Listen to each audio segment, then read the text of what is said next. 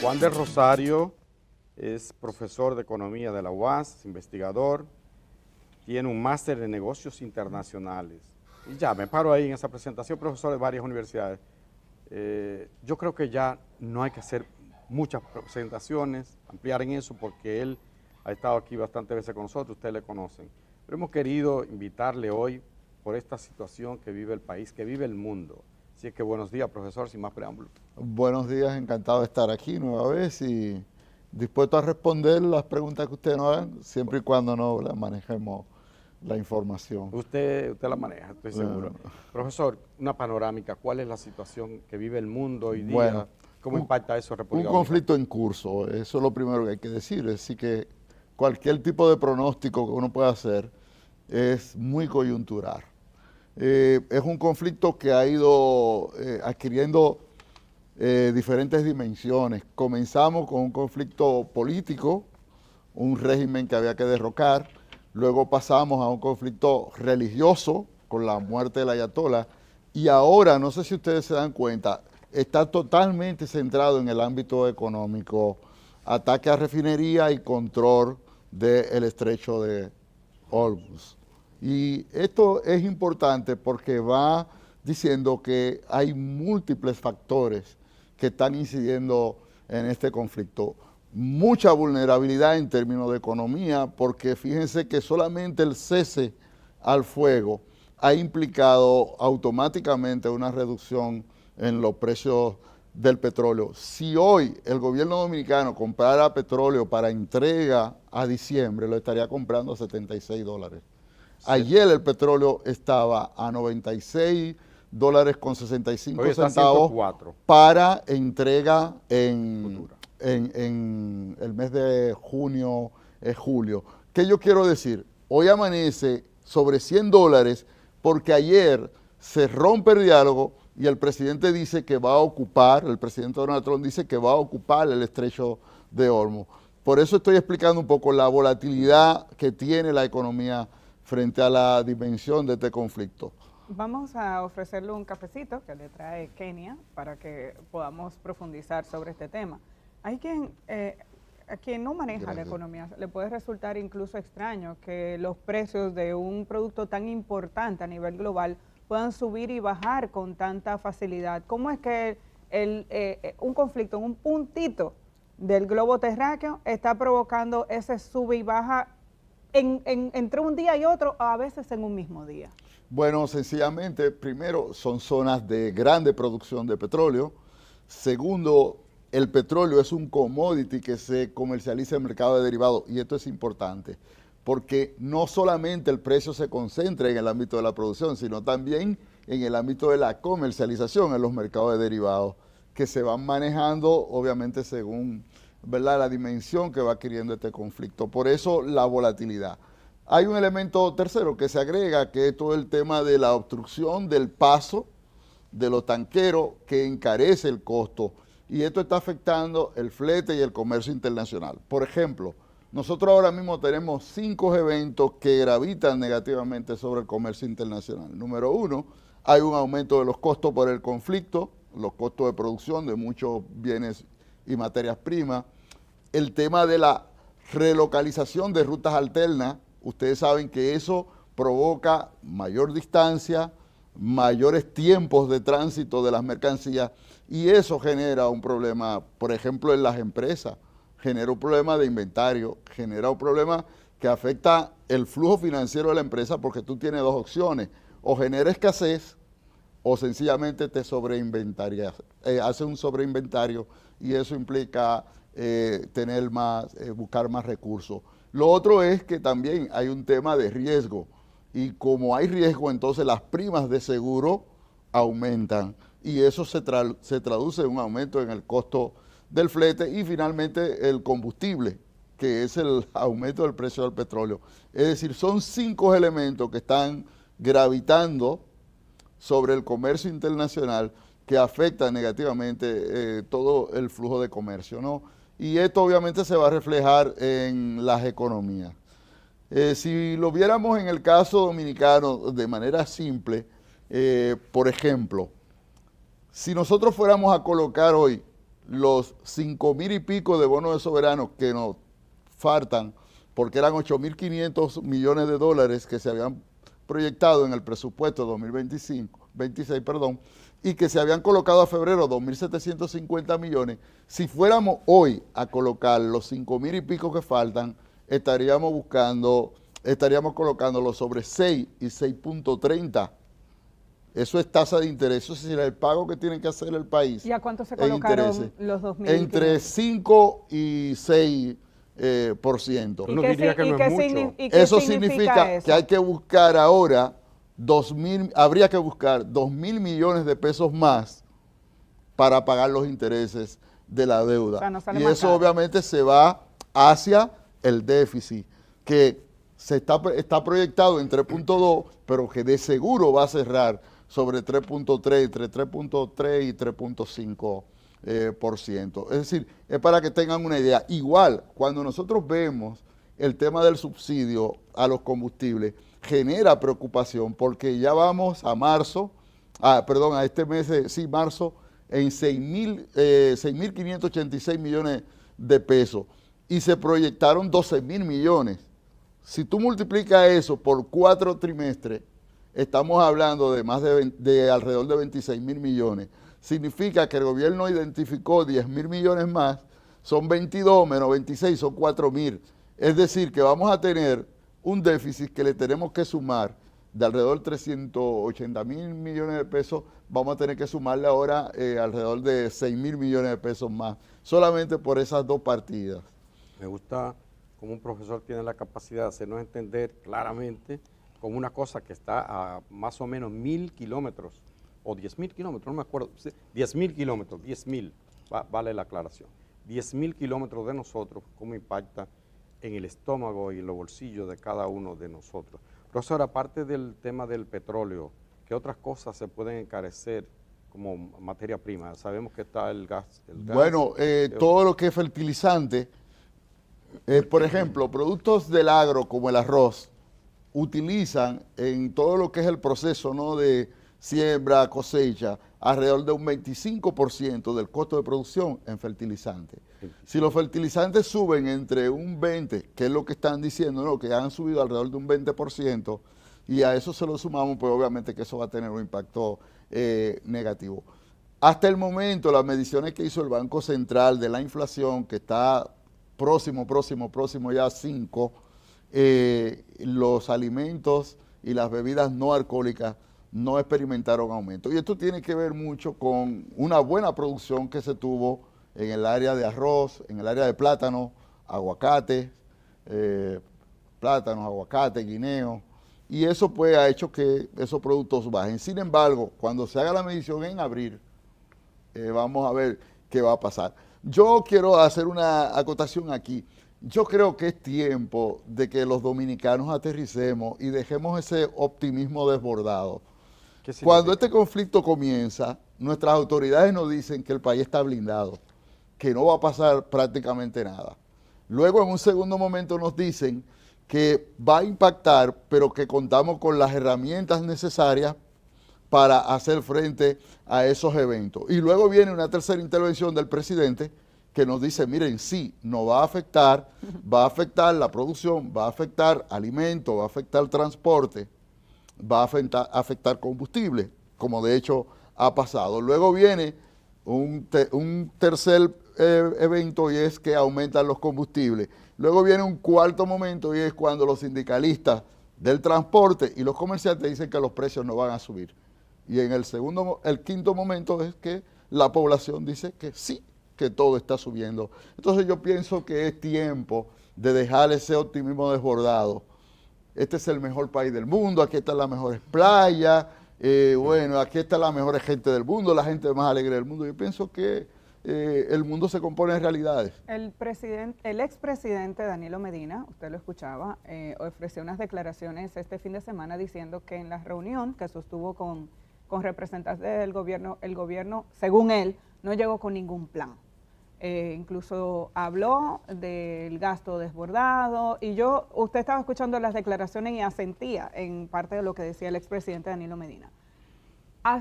dejando de lado ese optimismo desbordado, ¿hacia dónde entiende usted que debemos caminar y cuáles son nuestras alternativas, tomando en cuenta que el gobierno, justo el 27 de febrero, el presidente anunciaba un plan que al día siguiente se lo desbarató el inicio de esta guerra?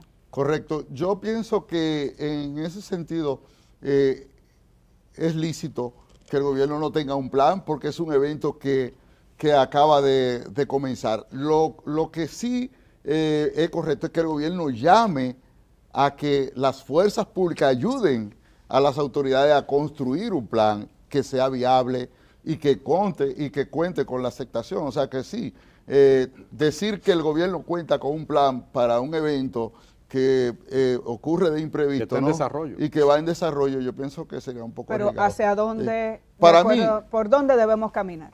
Construir un plan en donde los pilares para mí sean, número uno, el tema de la austeridad. Yo pienso que al gobierno, más que anuncio, le falta presentarle a la población un plan de en qué va a consistir esa autoridad. Y que no sea, por favor, apagar el aire acondicionado, apagar bombillos. Cosas accesorias. No, sí, eso son cosas accesorias. Pero son señales importantes. No. Yo pienso que hay otros renglones. Por ejemplo, hay gastos corrientes que el gobierno en un momento de crisis debería decir, mira, por ejemplo, el gasto de publicidad, o sea, ¿qué sentido tiene? El gasto que se genera en las inauguraciones. Las inauguraciones muchas veces se han convertido en los únicos puntos en donde se le puede ver al presidente. ¿Y qué ocurre? Cuando el presidente va a inaugurar una obra en Pedernales, todos los ministerios, todos los funcionarios de los ministerios se mueven hacia allí. A veces gastan más en el protocolo y en el traslado y en el acto que en la misma obra. Claro. Hay una medida Perdón, él dijo 4. Yo lo estoy anotando. Para austeridad, ¿cuáles son los otros puntos? Entonces, ya tenemos el plan de austeridad. Necesariamente los programas sociales tienen que continuar, focalizados, como tú quieras, pero tienen que servir de amortiguador, ¿no?, a todo este impacto que va a tener la crisis sobre los sectores más vulnerables. Y esto es importante también. Yo creo que hay que pensar en la clase media, que es la que está cargando.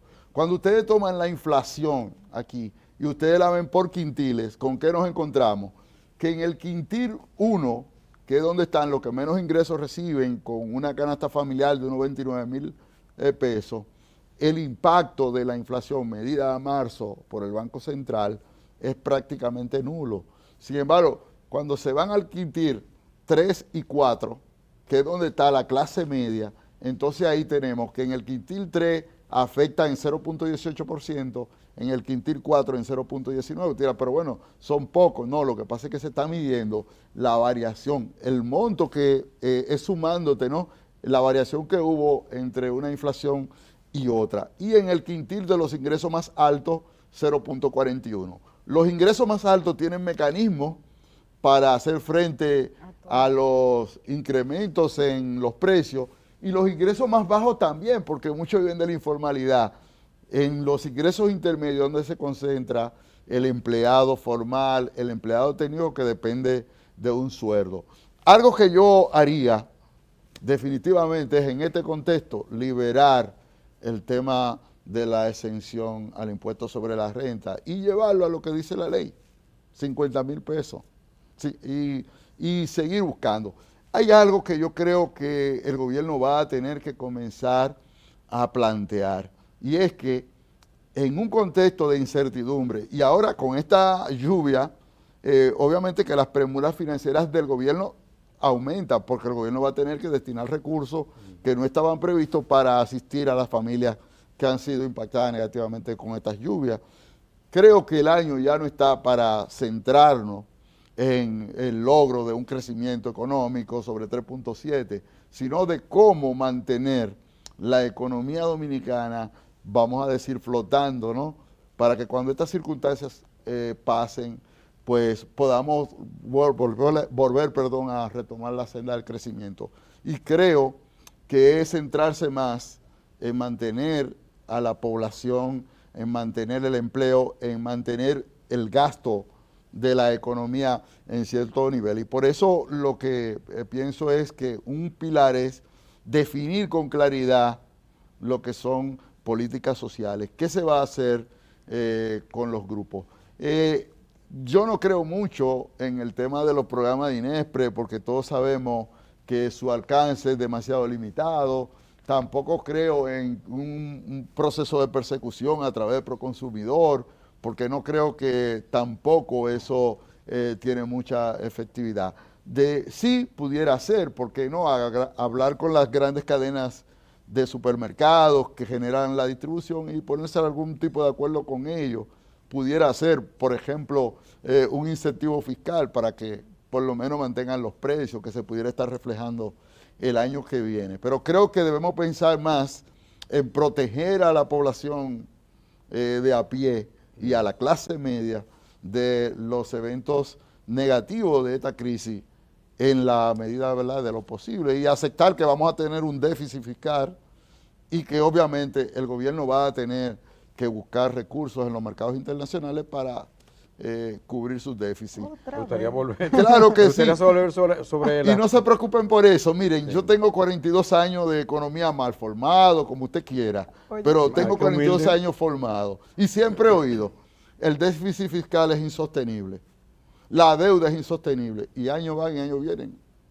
Pero bueno, la verdad que estamos llegando a unos niveles preocupantes porque a veces se gasta más. Los hijos que yo no he en el tenido exacto. ya están endeudados. Dice que cada dominicano Eso debe es lo importante. de futuro. Por tanto, eso de sostenibilidad, la deuda es sostenible. El problema aquí es quiénes la van a pagar. No, dice que cada dominicano debe 7.400 Pero ahí dólares. es que voy. Aunque nunca haya visto un dólar. Por ejemplo, nosotros colocamos bonos soberanos ahora, ¿verdad? Ujú. A 8 y 12 años.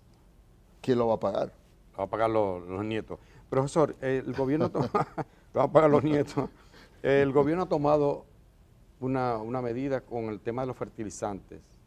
Me gustaría su parecer sobre esto. 1.000 millones de pesos de una reserva que tenía para amortiguar o más bien evitar que suban los fertilizantes, lo cual es importante para los productores agrícolas. ¿Es suficiente? Bueno, yo pienso que tenemos que entender que el tema de fertilizantes, como dije, es un componente importante, es el 25%.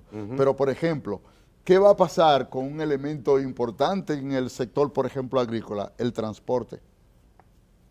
O sea, el costo de transportar un producto del agro hacia los centros de distribución también sube. O sea, yo pienso que la asistencia debe ser integral. Fertilizante es un elemento importante, pero también hay otros aspectos que son relevantes, como es el tema, por ejemplo, de los combustibles. ¿Y qué tú vas a hacer para evitar que todos los insumos que se utilizan en el agro no suban de precio? 24 pesos ha subido el gasoil. Correcto. El premium. Y la gasolina Y la en gasolina promedio debe ser 20. 15. Pero, 15 y 20 depende. Ahora, no estamos como enseñándole a la familia dominicana de la clase de economía. Tú le dices a la gente, no, coge prestado y no te preocupes.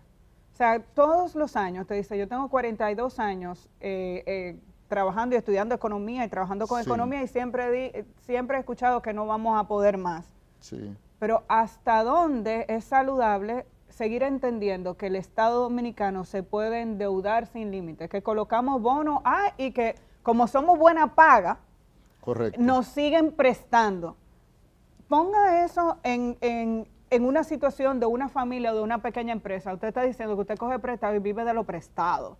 ¿Cómo es posible incluso comprender que un país que es el que más crece en la región viva de deuda? ¿Cómo se puede comprender que eso es crecimiento? ¿Y qué es lo que nos está pasando a nosotros? Exacto, nosotros tenemos varias décadas en donde nuestro crecimiento lo está financiando el endeudamiento. Entonces es un crecimiento ficticio. Es ficticio, es una bola de nieve que va creciendo. ¿Y qué va ocurriendo? Que colateralmente el gobierno tiene que ir desatendiendo demandas sociales que son básicas como la salud, la educación, el servicio de agua potable, la energía eléctrica, que no terminamos. Yo, gracias a Dios, ya me voy a morir pronto y no voy a ver el problema de la energía eléctrica. Espérese, resuelto. profesor. Sí, sí. No anuncie eso aquí. Problemas que son como históricos y no se resuelven. Ahora nosotros, como bien decía el expresidente Danilo Medina, nosotros vamos a tener que destinar más recursos en nuestro presupuesto para pagar los intereses de la deuda.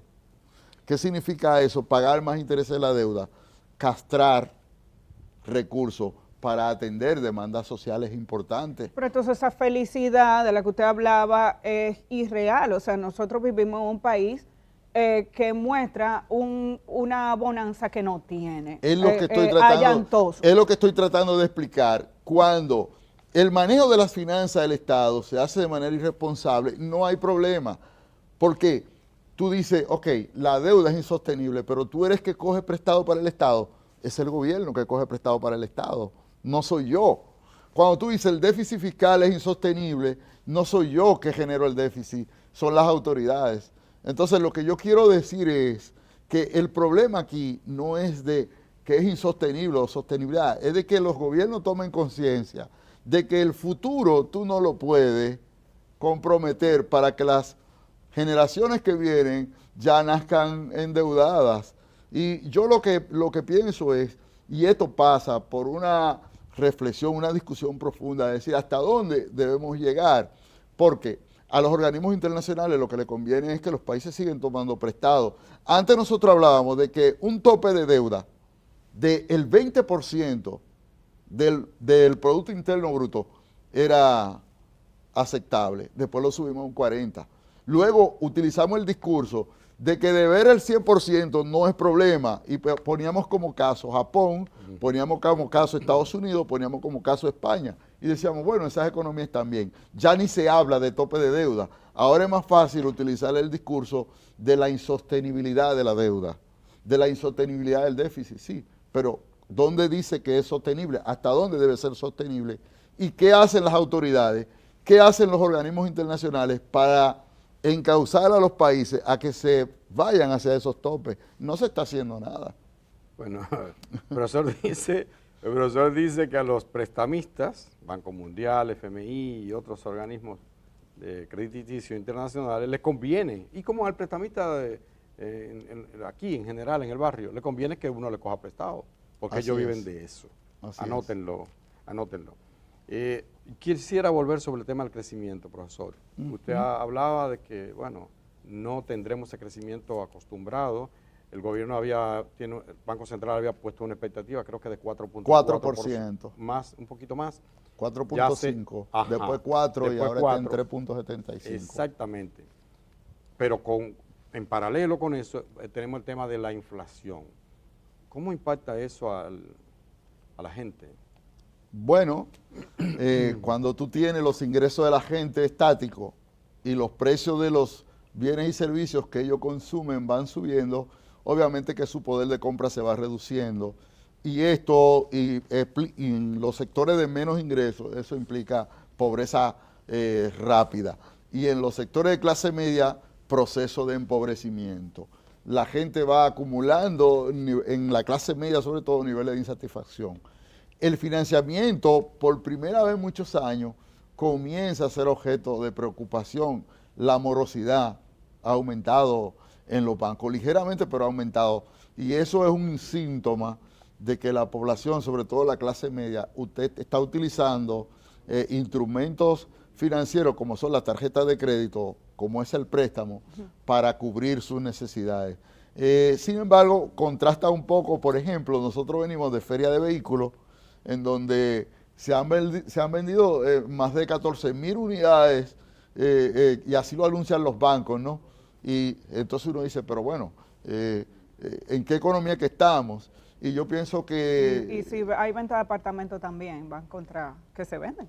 Sí, sin embargo, el sector de la construcción por primera vez ahora es que ha comenzado a crecer, pero recuérdense que estaba creciendo negativamente, porque se había encarecido demasiado el costo de la construcción y los intereses de los préstamos habían estado subiendo. El Banco Central, recuerdan que bajó la tasa de política monetaria y eso produjo cierto alivio en la tasa de interés de los bancos. A propósito de esa enseñanza hacia la población también dominicana sobre cómo se administran los recursos públicos, hemos visto esta semana muchas grabaciones en redes sociales de gente diciendo que la factura de la energía eléctrica vino ahora mostrándote cuánto te subsidia el gobierno. Sí. Que era un dato desconocido. Todo el mundo sabía que el gobierno siempre ha dicho, nosotros subsidiamos una parte de la energía, pero ahora lo transparentan por recibo. ¿Qué impacto entiende usted que puede tener eso? ¿Qué busca el gobierno y si eso...?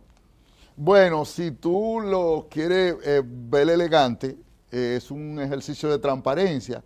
Si tú lo quieres ver como es que te van a subir la luz. ¿Qué? Y el gobierno te va a decir, de los 100 que te voy a subir, te estoy subsidiando 60. Sí, pero te estoy cobrando 40 más. Es decir, yo veo eso como un mecanismo que pudiera decirse de transparencia, decir, mira, te estoy subsidiando tanto, pero en el fondo, al final, es un aumento de la tarifa.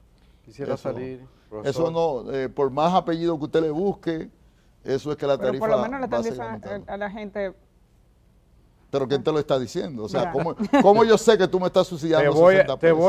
te voy a dar, mira, no es tan fuerte como pudiera, como debería darte, Correcto. pero te voy a dar, cógelo suave, que te voy a dar. Es una práctica que el presidente Balaguer utilizó mucho, Sí, recuerdan, yo recuerdo. que decía, no, ahora lo vamos a aumentar 3 a pesos. 200 pesos, Y y luego después no, bajaba. pero nada más se lo aumentamos 2 Sí, pesos. No es ni tan malo. No es ni tan malo, correctamente, eso es así. Qué bien, qué bien. Profesor, salgámonos un poquito del patio, con el permiso de usted, si le parece bien. La economía de Estados Unidos, esta guerra, sin lugar a duda, ha venido Sí. como a sacudir la mesa del ajedrez. Se han caído piezas. Sí. ¿Cuál es el impacto que puede tener este conflicto? Usted tiene un máster en asuntos internacionales. ¿Cuál es el impacto que puede tener esto en la economía, o que está teniendo ya en la economía de Estados Unidos? Porque ¿En la global? por rebote nos pega a nosotros Así también. es. Por ejemplo, por primera vez en Estados Unidos comienzan a registrarse filas para comprar combustible. Filas Sí. y caro. Por muchas veces, por primera vez en muchos meses, años, el combustible registra aumento de precios históricos por encima de los $5. Eso es una locura. Y a nivel de la inflación, lo que se está registrando allí es descomunal. Ya no es más, yo me atrevería a apostar, y lo voy a decir aquí, quizás haciendo un acto hasta cierto punto de irresponsabilidad. Los precios están subiendo mucho más que en la República Dominicana. Porque usted tiene, por ejemplo, un paquete de carne que le vendía a Costco en $13, se lo está vendiendo en 40. Y eso es monstruoso. O sea, una inflación que genera mucha preocupación y una incertidumbre que está provocando que capitales que están fuera no se motiven a entrar y capitales que están dentro de los Estados Unidos quieran salir. ¿Esa inflación podría significar menos remesas para el caso dominicano? Pudiera significar menos remesa para nosotros, y además de que el sistema, la economía norteamericana no logra niveles de crecimiento que sean aceptables en términos de generación de empleo. Y recuérdense que antes perder un empleo en Estados Unidos equivalía automáticamente a obtener un ingreso. Ya eso no está pasando con los están famosos... disminuyendo los planes sociales. Correctamente. Entonces, yo pienso que vamos a continuar viendo el deterioro de la sociedad norteamericana en términos de lo que es el poder de vida de la gente. Vamos a encontrar pobres como si estuviéramos en República Dominicana. En Estados Unidos. Sí, en Estados Unidos. Porque generación de el desempleo, ¿no?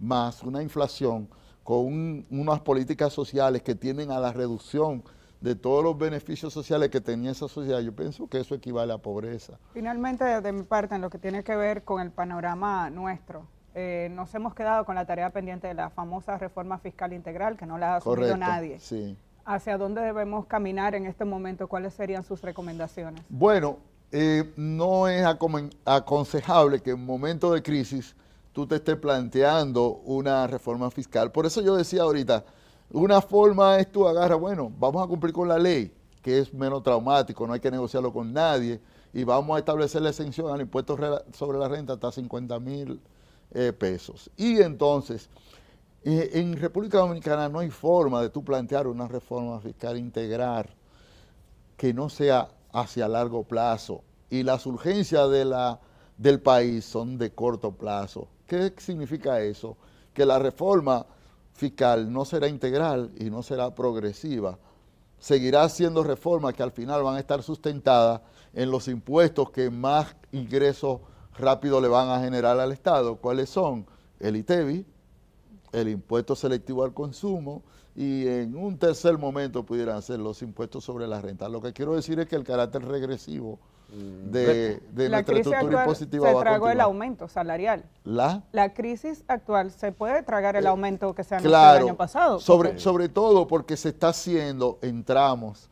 Entonces, cuando se hace en tramos, ahí hay un elemento que no se toma en cuenta y es que la inflación del año en que va te come el aumento que te dan, que es una proporción, y luego cuando te dan la segunda proporción ya tú tienes la inflación que va corriendo de ese año más la inflación que se acumuló el año pasado. Y eso equivale, lo que estoy diciendo es que cuando a ti te dicen te voy a aumentar un 15, cuando tú lo miras descontado es un 12. Suma cero, casi. Suma cero. Profesor, finalmente, y de manera Sí. muy breve, dentro de esas medidas que toma el gobierno, ¿no pudiera estar, por ejemplo, revisar las exenciones que le tiene a sectores muy poderosos? ¿O eso tiene un efecto negativo en la Bueno, economía? es que yo y también pienso el tema del oro, me gustaría...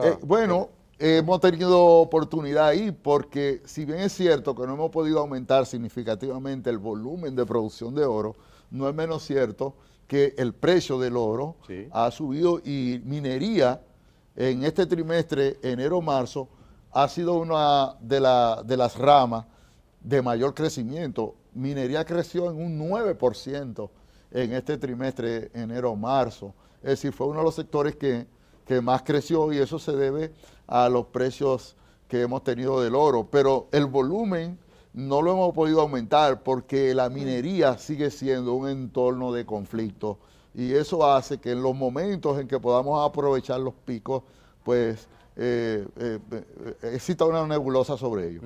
Ahora hablamos de, yo quiero sí terminar esto porque yo lo quiero decir, porque lo he escrito en mi Facebook, me preocupa el tema de Loma Miranda.